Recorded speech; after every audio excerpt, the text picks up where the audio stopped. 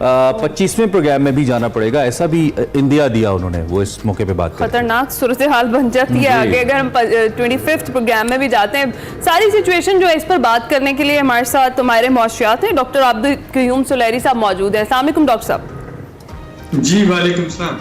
अच्छा डॉक्टर साहब, जिस तरह से हम बात कर रहे थे टैक्स की, सबसे पहले तो टैक्स निज़ाम जो है उसको बेहतर बनाने की कोशिशें भी हो रही हैं, बातें भी की जा रही हैं। अगर बेहतर नहीं किया जाता है इस सिस्टम को सारे, तो एक के बाद एक और IMF प्रोग्राम यानी 25th प्रोग्राम की बात हो रही है। क्या लगता है आपको कि महज ये जो टैक्स निज़ाम है इसको बेहतर करने से इस सारी सिचुएशन का हल निकल सकता है और बच सकते हैं एक और अगले IMF प्रोग्राम से? टैक्स में ओवरऑल की जो बात की जा रही है वो तो एक जुज़्व है। जो दूसरा इम्पोर्टेंट जुज़्व है वो अखराजात साइड को देखना है। टैक्स तो आपकी आमदनी में, हुकूमत की आमदनी में इजाफे का सबब बनेगा अगर ये सारी रिफॉर्म्स हो जाती हैं, लेकिन उन अखराजात को भी देखना होगा कि कौन कौन से अखराजात जो हैं वो ज़रूरी हैं। अभी आप प्रोग्राम के इब्तदाई में जैसे बात कर रहे थे, जो एक कसम परसी का आलम है इस वक्त एग्जामिनेशन सेंटर्स में कराची में, तो ये प्रोविंशियल गवर्नमेंट के अखराजात की बात की जा रही है कि आप जो पैसे इकट्ठे करते हैं, कुछ वफाक रखता है, कुछ जो है वो सूबों को उनका हिस्सा मिलता है, सूबे जो है वो फिर आगे अखराजात करते हैं। कौन से अखराजात बहुत ज़रूरी हैं, कौन से अखराजात गैर ज़रूरी हैं, गैर ज़रूरी अखराजात का खात्मा, ज़रूरी अखराजात के लिए पैसे मुख्तस करना, ये आपका सेकंड बड़ी प्रायोरिटी है और यहाँ पे भी काफ़ी काम की ज़रूरत है। और तीसरा और इम्पोर्टेंट चीज़ जो है वो टैक्स के अलावा जो हुकूमतों के पास आमदनी बढ़ाने के ज़रिए होते हैं, जिसमें कि आपकी एक्सपोर्ट्स हैं, आपके रेमिटेंसेस हैं, आपकी इन्वेस्टमेंट हैं, तो ओवरऑल जो एक एतमाद साजी की फ़ज़ा कायम करना बैरून मुल्क जो इन्वेस्टर्स हैं या अंदरून मुल्क इन्वेस्टर, उनके लिए जो पाकिस्तान से एक्सपोर्ट कर सकते हैं उनको कॉन्फिडेंस देना और उनके लिए फैसिलिटीज़ देना। और जो हम अक्सर जब बात करते हैं ओवरसीज पाकिस्तानी की और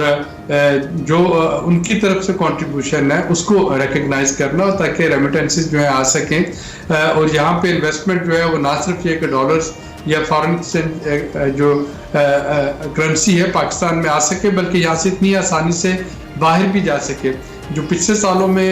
2 सालों में एक जो प्रॉब्लम आई वो एकदम से ये डर और खौफ पैदा हो गया इन्वेस्टर में और रेमिटेंस भेजने वालों में कि कहीं ये ना हो कि फॉरेन करेंसी अकाउंट जो है वो फ्रीज कर लिए जाए। हमने ये भी देखा कि इन्वेस्टर्स जो थे और मल्टीनेशनल्स, उनके लिए अपने डिविडेंड वापस भेजना मुश्किल हो गया था, जिसकी वजह से उन्होंने ग्रेजुअली अपनी इन्वेस्टमेंट जो है वो ड्राई करना शुरू कर दी। तो ये IMF का प्रोग्राम सिर्फ एक लोन का प्रोग्राम नहीं, ये बुनियादी तौर पे एक अश्योरेंस या गारंटी है कि चूँकि पाकिस्तान एक डिसिप्लिन में है और उस डिसिप्लिन के तहत कोई ऐसा फैसला यहाँ पे नहीं होगा जो कि इसके जो मुआशी जो एतमाद का जो फुकदान है उसमें इजाफा करे, बल्कि इस तरह की पॉलिसीज होंगी कि इसके स्टेक होल्डर्स और पार्टनर्स इस पे एतमाद कर सकें। अच्छा, इससे पहले भी जब पाकिस्तान की सूरत हाल इससे ज़्यादा ख़राब थी, we were like about to default, उस वक्त भी जो सबसे ज़्यादा क्लास सफ़र कर रही थी वो मिडिल क्लास थी, लोअर मिडिल क्लास थी, जिसको बहुत ज़्यादा मसाइल हुए। सैलिड क्लास पे स्ट्रेट अवे ये कह देता हूँ, और अब भी वही क्लास है जो बहुत ज़्यादा सफ़र करी है। डॉक्टर साहब, IMF के इस मिशन के अंदर जो कल बात हुई है उसमें टारगेटेड सब्सिडीज़ की बात तो दोबारा हुई है कि टारगेटेड सब्सिडीज़ दी जाएं, लेकिन इस तबके के लिए हुकूमत के पास कोई प्लान नहीं है, जो कि यकीनी तौर पे सबसे बड़ा तबका है पाकिस्तान का और वो सबसे ज़्यादा परेशान भी है। तो इसके लिए कोई तजवीज़ है आपके पास कि इस तबके को फैसिलिटेट करने के लिए? एक तो ये कि चलें जो टैक्स नहीं देते वो टैक्स दें, लेकिन इसके अलावा क्या है कि इस तबके को कोई फैसिलिटेट किया जाए किसी तरीके से? महंगी बिजली खरीद रहे हैं, कम तनख्वाहें ले रहे हैं, ज़्यादा टैक्सेस दे रहे हैं, इसके लिए क्या है? बदकिस्मती से मैं आप सब इसी कैटेगरी में फॉल करते हैं। अब देखिए, एक ऐसी सिचुएशन बन गई जिसमें कि आप ये कह सकते हैं कि जो लोअर या लोअर मिडिल इनकम अर्नर हैं उनके पास तो अब खोने के लिए कुछ बचा नहीं है। वो इस तरह की सिचुएशन जो है उससे गुजर चुके हैं कि शायद अब अगर कहा जाएगा कुछ मजीद है उनको सफ़र करने के लिए या खोने के लिए, तो वो ऑलरेडी एक मिनिमम वेयर जो नेसेसिटीज है उस पर चल रहे हैं। जो आपका एक मिनॉरिटी जो एलीट है उनको इससे कोई फर्क नहीं पड़ता कि पेट्रोल तेल जो है वो 500 से 500 रुपये लीटर हो जाए, 600 रुपये लीटर हो जाए, बिजली का यूनिट जो है वो 80 रुपये का हो जाए, उनकी ज़िंदगी जो है वो बिजनेस एज यूजुअल चलता रहेगा। जो इसमें अफेक्ट होता है वो जैसा आपने दुरुस्त कहा, वो white collared category of income earners जो हैं, जो मिडिल क्लास इनकम अर्नर है, सैलरीड क्लास इनकम अर्नर है, उन्होंने अपना जो लाइफस्टाइल है वो मेंटेन करने के चक्कर में जाहिर है कि उनको वो तमाम चीज़ें भी इस्तेमाल करनी है जिस पे टैक्स ज़्यादा बढ़ेंगे, जिस पे जीएसटी बढ़ेगा, जिस पे अगर वो इम्पोर्टेड है तो ड्यूटीज बढ़ेंगी, तो और उनको अपनी आमदनी जो है वो टैक्स डिडक्शन के बाद उनको सैलरीज मिलती हैं एट सोर्स, उसकी टैक्स की डिडक्शन के बाद, तो वही तबका जो है वो सफ़र करता है। दुनिया के बहुत से ममालिक में जो एक चीज़ जो है इम्प्लीमेंट होती है वो ये है कि इनकम टैक्स के जब आप रिटर्न फाइल करते हैं तो वहाँ पे अपने अपने एक्सपेंडिचर लिखते हैं कि बच्चों की तालीम पे आपने इतना खर्च किया, आपने खाने पीने पे इतना खर्च किया, आपने ट्रांसपोर्ट पे इतना खर्च किया, और आपको एक सिग्निफिकेंट अमाउंट जो है वो उससे वापस मिलती है, एग्जम्पशन होती है, यानी तालीमी अखराजात जो है उस पर खास हद से तक आपको एग्जम्पशन होती है कि जी क्योंकि आप अपने बच्चों को पढ़ा रहे हैं और ये कल को इकॉनमी की स्ट्रांग करने का वो मूजब बनेंगे, तो एक खास थ्रेशोल्ड तक वो कहते हैं जी इसको आप अपनी एग्जम्प्टेड इनकम में ले लें। खाने पीने की चीज़ों में एक खास इनकम को कहते हैं एग्जम्प्टेड इनकम में ले लें, रेंट को एक खास हद तक एग्जम्प्टेड इनकम में ले लें। तो हमारे यहाँ टैक्सेस की तो भरमार है, लेकिन इस तरह की एग्जम्पशन की कोई बात नहीं की जाती, बल्कि अभी जब हम पेंशनर्स पे टैक्स लगाएंगे तो उस पर भी एक वावेला उठेगा कि सारी उम्र वो अपनी जॉब करने के बाद जो उनको अब फंड्स मिल रहे हैं उनकी अपनी जो है मेहनत के सिले में, अगर उस पर दोबारा से टैक्स आता है तो जाहिर है कि उस पर शोर मचेगा। लेकिन इस वक्त जो टैक्स गैप जिसको हम कहते हैं कि मुल्क का पोटेंशियल कितना है और कितना होना चाहिए, तो वो तकरीबन 7 ट्रिलियन रुपए, 7,000 अरब रुपए का टैक्स गैप है, और उस गैप को जाहिर है कि अब पूरा करना है। ठीक है, तो डॉक्टर साहब जिस तरह से अभी हम यही बात कर रहे हैं, आपने भी बात की, कोई भी चेयरमैन एफबीआर आता है, टैक्स निज़ाम को बेहतर करने की पहली यही चीज़ होती है कि इसको बेहतर करने की कोशिश की जाती है, लेकिन ये निज़ाम है कि पाकिस्तान में बेहतर हो पा ही नहीं रहा है। और जिस तरह इमरान ने भी बात की, आपने भी बात की कि पिस्ता फिर सैलरी तबका है, तो क्या लगता है कि इस वक्त जो एफर्ट्स की जा रही हैं मौजूदा वज़ीर ख़जाना की जानिब से भी और चेयरमैन एफबीआर की जानिब से भी, कुछ इनकी जो कोशिशें हैं वो रंग ला सकती हैं, कुछ बेहतरी आ सकती है टैक्स कलेक्शन के निज़ाम में? इसमें जो टैक्स गैप की मैं बात कर रहा था उसका आधा जो है वो टैक्स पॉलिसी का है, जिसमें हम पॉलिसी मेजर जो डिस्कस कर रहे थे, और आधा जो है वो इम्प्लीमेंटेशन का है। जैसे अभी इस्लामाबाद में अगर जो लोग बैठे, आप लाहौर में बैठे, आप किसी रेस्टोरेंट पे खाना खाने जाते हैं, आप debit card credit card offer करते हैं तो वो कहते हैं जी अच्छा अगर आपको टैक्स फ्री चाहिए तो कैश दे दें, वगैरह आप पे टैक्स पड़ेगा। तो वो जो इम्प्लीमेंटेशन है उसकी के कंज्यूमर की जेब से तो निकल रहा है, सार्फ जो है वो तो पे कर रहे हैं, लेकिन क्या एफबीआर के पास इतनी कैपेसिटी है कि उस सबको वो कलेक्ट कर सके, तो वो एक और बड़ा लूप होल है। जाहिर है कि IMF के दबाव के तहत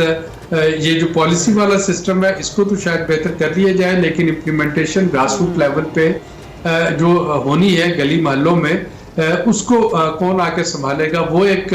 बड़ा टास्क है। और मुझे डर ये है कि शायद IMF भी उसको नहीं कर सकता है। ये हमारा अपना जो गवर्नेंस कल्चर है, जब तक इसको बेहतर नहीं बनाते, सार्फ तो टैक्स देते जाएंगे। तो अब तो डॉक्टर साहब जो एक ड्यू सपोर्ट चाहिए होती है एक फाइनेंस मिनिस्टर को, वो तो है मेरे ख्याल में औरंगजेब साहब के पास। इस्टेब्लिशमेंट की ईमा और या उनकी रजामंदी से वो फाइनेंस मिनिस्टर हैं, टेक्नोक्रेट हैं, उसके साथ साथ उनका बैंकिंग का बैकग्राउंड है, हुकूमत भी उनको साथ देके चल रही है, अपनी मर्जी से फैसले कर रहे हैं, IMF के साथ प्रोसीड भी कर रहे हैं, तो फिर क्या अमर माने हैं, क्यों हम नहीं कर पाएंगे? चूंकि ऑफन हम जिस चीज़ का शिकार रहते हैं वो माफियाज हैं, यहाँ पे माफियाज आड़े आ जाते हैं, ताजिर इत्तेहाद हड़ताल कर देते हैं अगर उन पर टैक्स लग जाए, तो इससे तो निपटने के लिए भरपूर सपोर्ट है उनके पास, फिर उसके बावजूद क्यों लगता है आपको कि मुश्किल हो गई? देखिए फॉर एग्जाम्पल आपके ख्याल में जब अगर आप इस्लामाबाद के किसी पॉश होटल पे खाने के लिए बैठे और वो बिल की जगह आपको एक वो iPad जो है वो ला के दिखा दें कि जी आपका बिल है, आप बिल पे करें, और आपको कोई इनवाइस ना दी जाए, तो जब तक आप इन चीज़ों को वो एक काबिल सजा जुर्म नहीं बनाते, तो तब तक यानी एफबीआर जो है वो एक दुकान पे जाके तो नहीं बैठ सकती, अगर उसकी नीयत भी हो। लेकिन आपके जो इसमें POS एजेंट है, जो पॉइंट ऑफ सेल्स एजेंट है, और सारी इस वक्त एफर्ट्स की जा रही है इकोनॉमी को डॉक्यूमेंट करने की, POS एजेंट बनाने की, लेकिन अगर POS एजेंट जो है वो कंज्यूमर से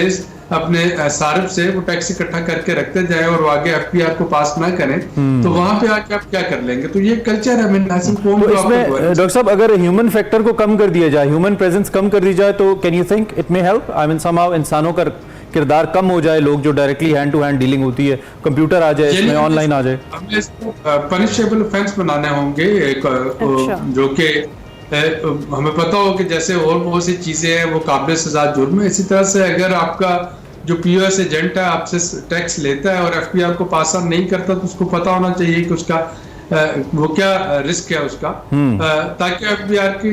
आमदनी में इजाफा हो सके। यानी मुझे नए टैक्स देने में कोई इतराज नहीं, लेकिन मुझे ये तो श्योरिटी हो कि जो कुछ मैं दे रहा हूँ बाकी गवर्नमेंट का हिस्सा, और अगर वो गवर्नमेंट के पास जा ही नहीं रहा, मेरी जेब से भी निकल रहा है, गवर्नमेंट भी उससे महरूम है, तो फिर इस तरह की टैक्सेशन का फायदा क्या होगा? सही है। अच्छा डॉक्टर साहब, जिस तरह से अभी हम करंट सिचुएशन देखें, आईएमएफ मिशन मौजूद है पाकिस्तान में और नए प्रोग्राम पर गुफ्तगू हो रही है, चीज़ें चल रही हैं, इम्कान यही है कि मज़ीद टैक्सेस की भरमार होगी। क्या लग रहा है आगे आने वाला बजट जो है वो भी इससे मुतासर होगा और आवाम पिस्ती नज़र आ रही है, या फिर किसी हद तक कोई रिलीफ मिलेगा आवाम को? क्या आईएमएफ इस वक्त आपको कह रहे हैं कि आप टारगेटेड सब्सिडीज की तरफ आना चाहें तो वो दे दें, जो अक्रॉस द बोर्ड सब्सिडीज थी, ब्रैकेट सब्सिडीज, वो ना तो अब हुकूमत के पास इतना मार्जिन है, फिस्कल मार्जिन के वो दे सके, ना इसको कोई एक्सेप्ट करेगा। जो लीड कैप्चर है उस पर भी हर एजेंसी ने इस पर बात की है, वर्ल्ड बैंक है, आईएमएफ है, एडीबी है, तो सभी ये कहते हैं कि जी अगर आपको अपने कुशन देना है तो फिर आप ये जो अक्रॉस द बोर्ड सब्सिडीज है इसको खत्म करें। इसी तरह से इन तमाम अदारों ने जितनी भी लैंडिंग एजेंसीज हैं ये बार बार ये इस चीज़ की बात करती है कि अगर आपको इनडायरेक्ट टैक्सेस कम करने हैं तो डायरेक्ट टैक्सेस की तरफ आए, और डायरेक्ट टैक्स तब आएंगे जब आपकी इकॉनमी डॉक्यूमेंट होगी, वगरना तो एफपीआर जो है वो सारा अपना टारगेट इनडायरेक्ट टैक्सेस से रिग्रेसिव टैक्सेस होते हैं। यानी आपके घर में जो आपको सर्विस प्रोवाइड कर रहे हैं उनको भी जीएसटी वही चार्ज होता है, फोन पे, टूथपेस्ट पे, बाकी चीजों पे जो आपको होता है। तो वो रिग्रेसिव टैक्सेस से आप तभी डायरेक्ट पे आएंगे जब आप अपनी इकॉनमी डॉक्यूमेंट करेंगे, और ये दो चीजें हैं जो कि बजट में रिफ्लेक्ट होती है, आपको नुमाया तौर पे नजर आएगी। ठीक है डॉक्टर साहब, थैंक यू वेरी मच, बहुत शुक्रिया। अल्लाह करे डायरेक्ट टैक्सेस का कल्चर आए और हुकूमत इन्फोर्स करे उन तबकों के ऊपर जो टैक्स नहीं दे रहे, जिनका ज़बरदस्ती कट रहा है। मुझे और डॉक्टर साहब आपको क्या टारगेट सब्सिडी देनी है किसी भी चीज़ पे हुकूमत ने? हमें हुकूमत को लगता है हम तो बहुत अमीर हैं सब ना, जो भी सैलरीड लोग हैं, इनके बेचारों के काट लो, चाहे वो 50,000 लेता है या 5,000 लेता है।